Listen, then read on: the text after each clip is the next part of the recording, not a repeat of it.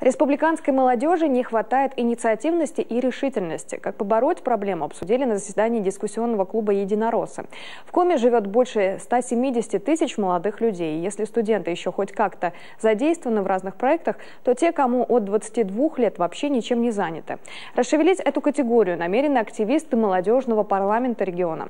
Здесь уже запустили движение реальных дел. Мы предложили мэрии Сыктывкара муниципальное частное партнерство по заброшенному стадиону. Мы пробовали его восстанавливать, у нас успешно получается, местные жители подключаются к процессу.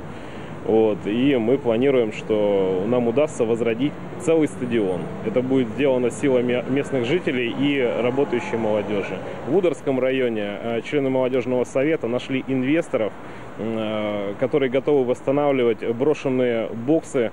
То есть они уже бесхозные объекты, которые сейчас не востребованы. Ребята своими силами местных предпринимателей планируют вовлечь их в хозяйственный оборот, создать рабочие места и платить налоги. В Нижегородском районе молодежный совет проводит очистительные мероприятия по месту протекания ручья в городе Емва. То есть там очень много мусора, уже вывезено больше 20 кубов. И акция будет продолжаться до конца осени, пока позволит погода. Как раз на такие районы и нужно делать ставку, уверены эксперты. Главное, чтобы инициативу на местах готовы были поддержать местные власти. Но пока далеко не везде начинающие общественники и чиновники нашли общий язык.